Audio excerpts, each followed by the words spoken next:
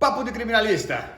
Aqui é o encontro dos advogados criminalistas e da advocacia em geral. Meus amigos, sobre o último post que eu fiz a respeito de uma audiência na qual estava sendo ouvido um policial. E ao final, esse policial ofende o advogado.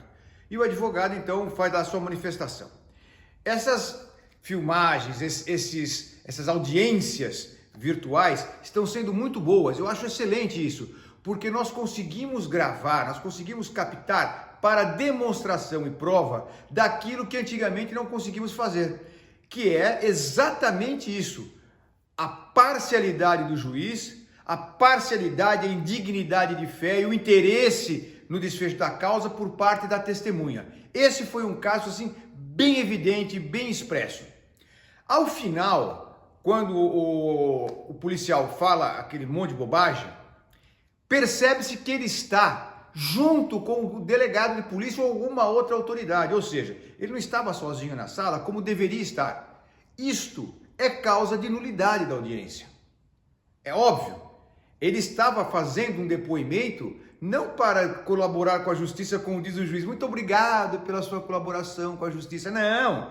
Ele estava fazendo uma audiência para justificar exatamente a atitude dele ou dos seus policiais ou dos seus comandados e para o seu superior hierárquico, que é o delegado de polícia. É isso que ele estava fazendo lá naquela hora, com interesse em justificar o inquérito policial e todas as atividades policiais que foram realizadas nele. É isso que ele estava fazendo, só isso. Ao final, o advogado diz que gostaria que fosse constasse em ata. Bom, vamos lá. Primeiro, vamos mudar a nossa forma de nos expressar. Nós não gostaríamos de nada. Excelência, eu requeiro. Vamos parar de eu peço, eu suplico, eu gostaria, eu quero. Não, nada disso. Eu requeiro, porque o requerimento ele vai deferir e deferir. Eu requeiro que seja consignado em ata. O mais veemente protesto desse advogado ou dessa defesa contra as palavras proferidas de ofensa pela testemunha fulano e tal. Ponto. Isso é um fato. 2. Com fundamento no artigo 214 do Código de Processo Penal, eu arguo a contradita. É bem verdade que o Código diz que é antes da audiência, mas a coisa pode aparecer em meio à audiência ou ao final dela, como aconteceu. Portanto, se vocês lerem o livro das nulidades no Código de Processo Penal, do desembargador Adalberto Queté de Camargo Aranha, que já morreu, ele dá exatamente essa aula, que pode ser arguído no momento em que acontecer, eclodir a parcialidade da testemunha, a indignidade de fé, o interesse na causa. Isto aconteceu ao final, já com o microfone para ser desligado. Esse é o segundo ponto. Terceiro ponto, já deixar consignado que vai requerer a cópia do vídeo. Lógico, está livre, mas faz isso só para certificar.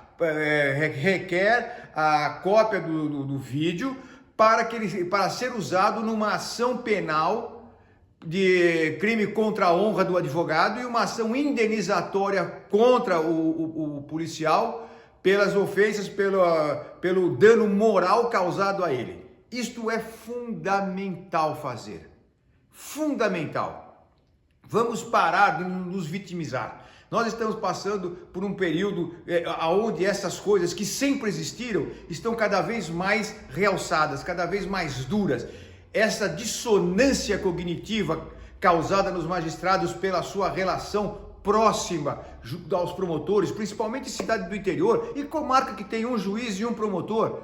É óbvio que isso tem, que essas conversas têm e não deveriam ter. Eles deveriam ter a consciência de que não podem fazer isso. Não tem que ficar acertando testemunha, não tem que ficar um encobrindo o outro. Isso está tudo errado. É difícil advogar? Sempre foi, em qualquer área. Na criminal é muito mais. Precisamos de uma reação em cadeia. O primeiro a defender as prerrogativas, o primeiro a defender a democracia é o próprio advogado. A OAB de São Paulo, bom, deixa para lá, nem dá para falar nada, né? Nós fizemos uma enquete nós, eu digo eu, Mauro, no Papo Criminalista, fizemos uma enquete ontem mesmo, 6 horas só, 1.300 pessoas participaram, só de São Paulo. Se a OAB de São Paulo defende as prerrogativas, 86% não defende. Enfim, está nas nossas mãos. Vamos nos preparar intelectualmente, culturalmente e nos unir para que nós possamos enfrentar esse tipo de situação que não é fácil de solucionar. Não pense que isso vai solucionar em uma década. Não vai, mas vai minorar. E nós temos que levar aos jovens advogados essa mensagem de que eles têm que estar preparados tecnicamente, intelectualmente para enfrentar situações como essa. Papo Criminalista, a gente volta, um grande abraço.